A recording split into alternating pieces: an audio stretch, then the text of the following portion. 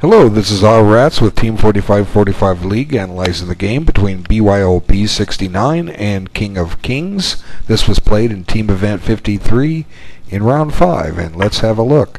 And I find this game very intriguing again because we've seen this gambit before. If you've been watching these videos, and I suspect King of Kings has, because he knew what to play. And I'm not going to give you all the analysis on this because it's covered in a couple of other videos. I hope you're keeping up, because if you're not, you're going to, well, let's just say it this way: if you snooze, you lose. You need to check all these videos out because this gambit is interesting. Okay, there's one game where this actually can lose, but for which side? Well, you got to find the videos. Ha ha ha. Okay, I'm having fun. So here's the whole basis of this argument. Knight b5 wants to give a check down on c7. Black has gone off and snatched the queen knight pawn, which is poisoned, and now white plays this move, and black finds a very good move, check. And what's white going to do? Okay, what are his candidate moves? He can, king e2 is totally out of the question. It just drops the knight on b5 with check.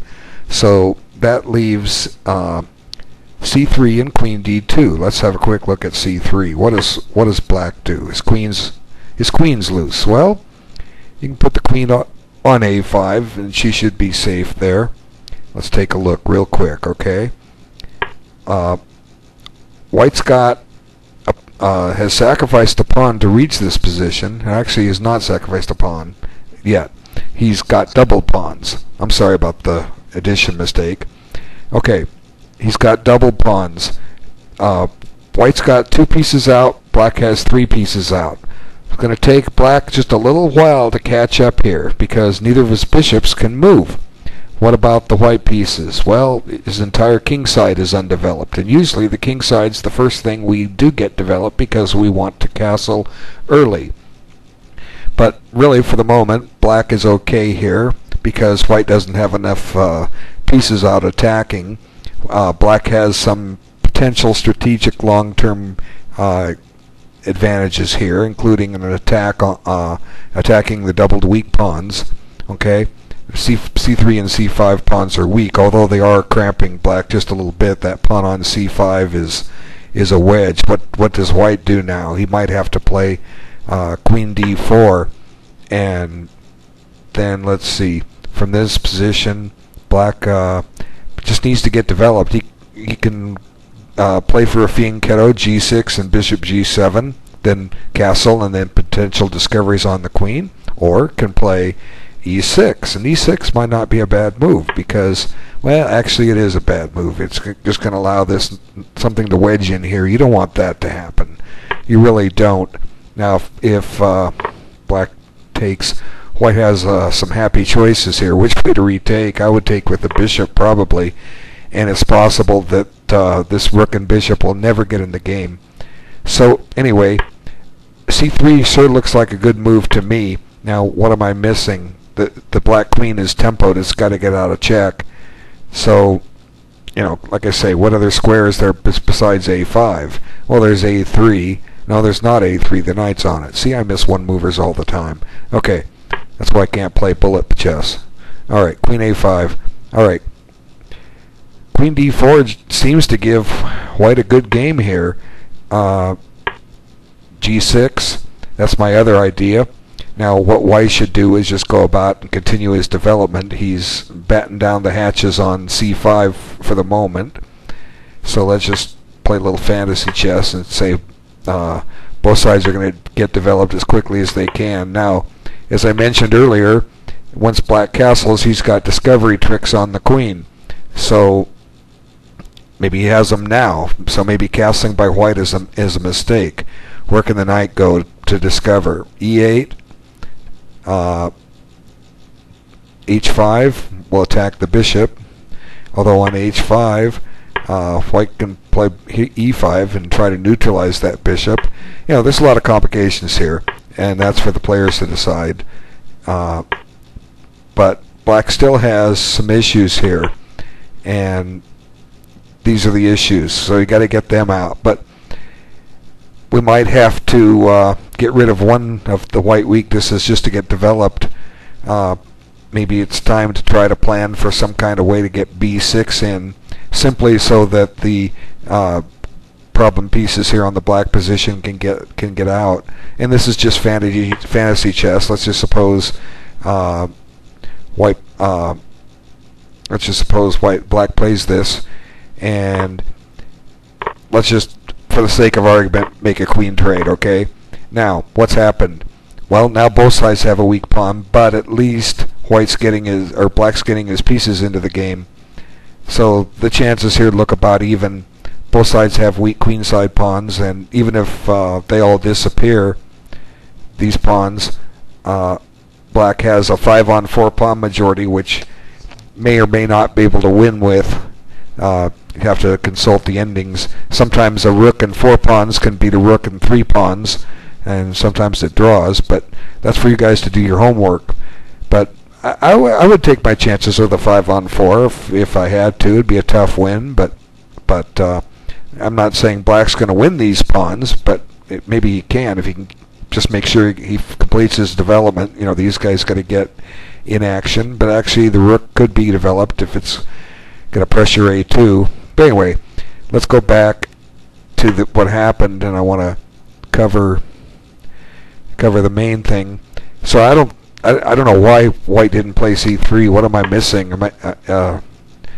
I've got to be missing something. I don't know what, but his move is just bad. And now in turn, black commits an error here. And I noticed this with King of Kings before in a game I did earlier. He grabbed a pawn a little too early instead of waiting to collect it, and that's what he did here. I'll show you his move. It's a good move. It wins a pawn. And as you saw in that other line, that pawn was a wedge in the black position, but there was no hurry to take it. It wasn't going anywhere. Let me show you. Okay, real simple. Just trade the queen. Okay. Now you've got this nice knight fork. Now you're attacking the king. You're pressuring F2, and you're pressuring C5. So the king pretty much has to go back to E1. White just doesn't have enough to justify giving up F2, and now we simply collect this pawn. Okay, pawn's gone. That problem pawn in our position is gone. It was gone the way King of Kings played it, but there's a big difference. The pressure's gone. Black is just a clear pawn ahead in a middle game. What compensation does white have? None. Development is even. Both sides have bishop and knight developed, or 2 minor pieces developed. Okay, so let's just play a little fantasy line and see what happens. Okay, let's get rid of some of the pressure down there. Okay, and where do you want to put the bishop? C4? Why not? Okay, maybe black plays bishop D7 and says, I'm going to get rid of that thing some way, somehow. Even if I have to take it, I'm going to get rid of it. Now, does white want a castle or play King E2? Sometimes it's risky to play King E2 because he can be exposed here at some point. But I really don't think black has anything to fear about. He's essentially got a winning game. Just have to hammer down the fine points. Okay. Might be some indirect pressure on B7, but I'm sure black can live with that. Everything's covered, and let's just get that king out of danger. Even though white didn't. What does white have here? He really doesn't have a lot. Black's just up a clear pawn. Whoops. Okay, so King of Kings, don't grab pawns so quick. They're not going away. That's my tip of the day. Okay. All right. So, like I said, he did get rid of the problem pawn, but the queens are still on the board. Now he's maneuvering to get rid of this knight, and at the cost of not getting his development going. So let's see how that works out. Okay. And I really don't like that move. It just creates some gaping holes in the black position. Okay, D6 and D5. Okay, D5. Okay, let's put the pawn back. D6 is covered now. Now it's true white has D5 now, but at the right moment, if need be, we can kick something out. So why give your himself voluntarily a backward pawn on the open file and these holes. Why not just play G6? Okay, here's some fantasy chess. G6, knight F3, bishop G7, castles, castles. You know what I call fantasy chess? I'm just making logical moves. I'm not like, oops, see, something's hanging down here. See, but I'm not trying to play best moves. I'm just saying, let's just play some developing moves and see what happens. Rule number 1, develop your pieces. You need your pieces, okay? Develop your pieces. So we got to cover this loose rook. Okay. Whoops, I'm going too far back. Whose move is it? Okay. All right, we got to cover this loose rook. We'll take care of that. Let's put it on B1. Wait, you want to put it on C1? Let's put it on B1. Get it on the open file. Black's not attacking C4. Now black castles first, and white castles, and now it's black's move. Since white put a rook on the open file, let's just play B6. Can we get away with that? Bishop E4. But I'm not trying to solve this problem. I'm just trying to say now this makes more sense. The continuation here, because black's getting his development done, and now he's getting ready to get his last few men into the game. And anyway, this didn't happen. So E5. But at least black is getting his queenside developed, but his king still isn't castled. And although it's not certain how white can get at it, black has developed his queenside at the cost of certain weaknesses in his position. Okay. And finally, there he's caught up. So white has a couple weak pawns. Let's see where we're at. A couple weak pawns here and here. Black has a weakness that he didn't have to have right here, and this square, D5. So black has a couple of weak spots that he didn't have to have. And we still haven't solved exactly how we're going to get these knights, deal with this knight on B5 yet. Okay. So what's essentially happening? The game actually looks about even. Black hasn't done anything to demonstrate what his winning plan is. He's not really poised to go after these weaknesses. And had he gone into an ending, he would have been a pawn ahead and not had to worry about weaknesses. Here he's a pawn ahead, but it's not sure what he's going to do, how he's going to proceed. Black is struggling here. So even though white's a pawn down, he's got much better development, much better squares, and that looks like a good square. We talked about it earlier. It's a square that black didn't have to worry about earlier, and now he does. And not too sure about that move because it takes the white knight on F3 out of play, but it also does a few other things. It gets rid of a useful defender of D6, although white's not primed to take it. And you know, the black position is solid. He's not losing this, but the other thing is he's not really winning this yet either. He's just a pawn up in a complex game, and white's got greater board room. And now there's some tricks on the queen, and white's doing a good job. He's using his time, and he's actually going to miss a win in here in a minute, and I'll show you. Okay, white to play and do the best he can. Pause the video. Okay, you saw his move was rook b1, but I hope you saw this. Okay, knight takes. What does black do? He's got to recapture, right? Okay. And now look at this cute little move, a5. And what does black do? He's losing a piece. He's got to lose that knight on the c7. So unfortunately, black allowed something here. Taking that bishop was not good because it just gave white a tactic that he didn't capitalize on. So let's see, 2833 to 2805.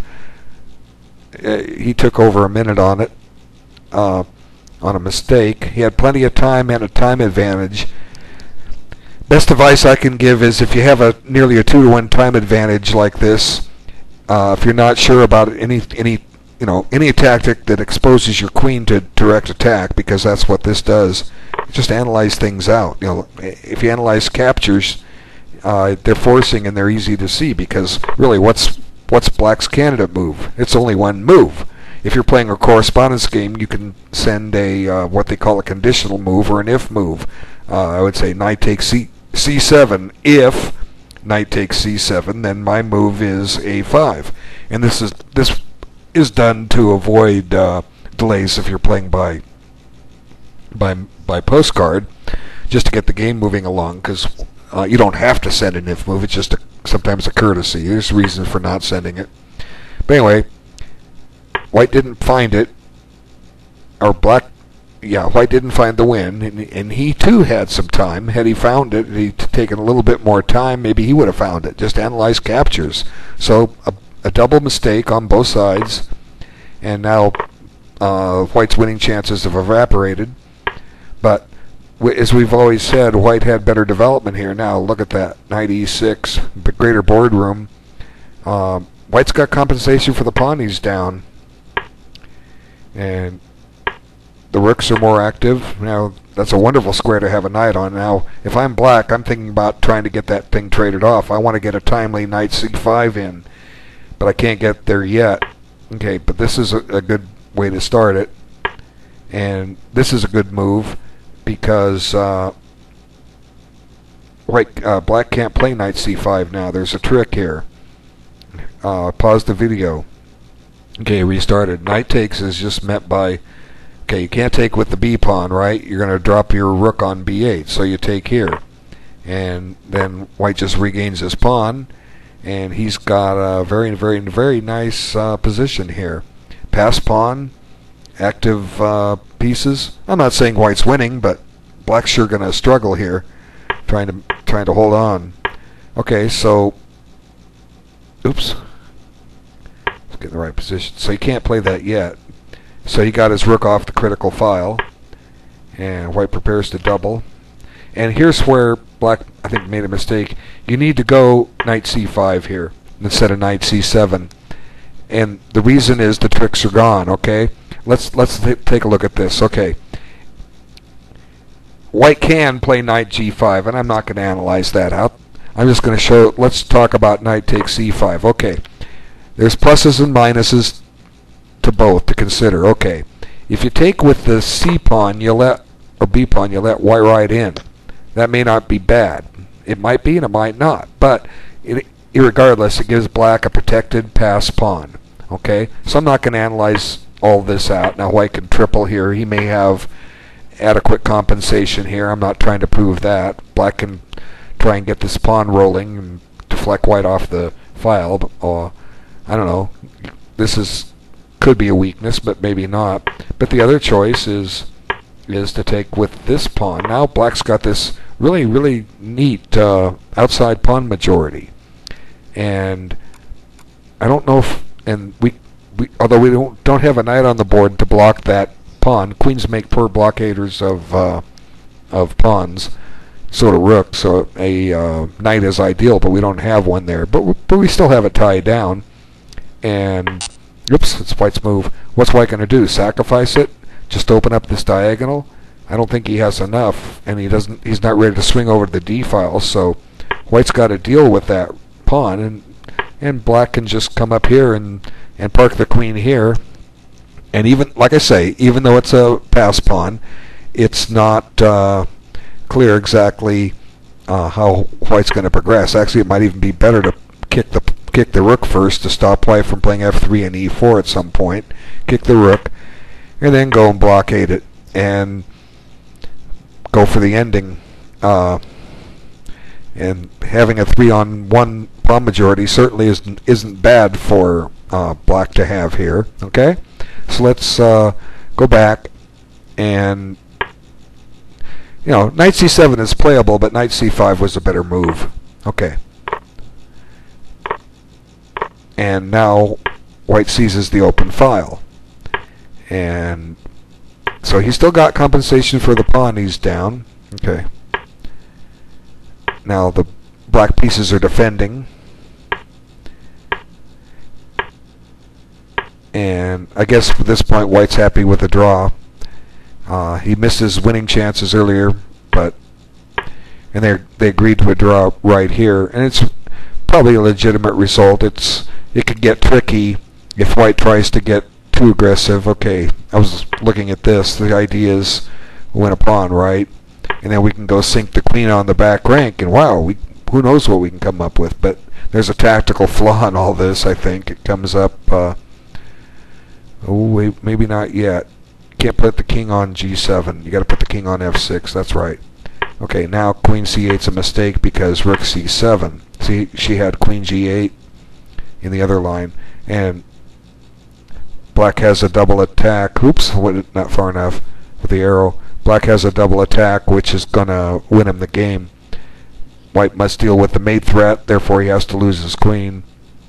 So White could lose it, but anyway, he didn't lose it. The draw is a fair result. Both sides had winning chances. I guess that's what's exciting about league chess, and it goes back to what I always talk about in my video series, is the amount of mistakes that get made. And depending on your rating, the lower you're rated, the more mistakes you're going to make, and the higher you're rated, the fewer mistakes you're going to make. And generally here they're about 100 points apart. White's not going to make many more mistakes than black will, but White statistically will still win more because he's about 100 points rated higher. And you can overcome that by finding your weaknesses, and I've now found one of King of Kings. He grabs pawns instead of looking for a better way to grab the pawn. You know, you see a pawn, you don't have to take it right now. It's called bait. Okay, it's a tactic used in warfare where someone sends a small patrol out and causes a reaction for the opposing army, and they go rush off and chase them and get drawn into a trap where they get surrounded. So chess is war. We can learn something from real life encounters, and here you have it. Both sides make a mistake. You cut those down, and as I say, your rating will go up. You'll meet higher players, and you'll learn from them. So if you've been playing in the league for a long time, and no matter what your rating is, if you could manage to gain about 100 points by cutting out the games you're losing because of silly mistakes that you're not correcting, your rating goes up 100 points. You're suddenly going to get better opponents. And there's nothing wrong with these guys. I mean, it's a competitive game. But if either one goes up 100 rating points, suddenly they play a new crop of players that are a little better. And as a result, they're going to learn. These gentlemen are going to learn more from those better players. They're going to lose some games to them, but they're going to learn, and that's the whole point. Cut your mistakes down, your rating will go up. It's that simple. All right. I want to thank everybody for taking time. I'm tending to go a little longer than my original 15 minutes, but that's me. It's my choice. And I'll be making another video for you soon. Take care.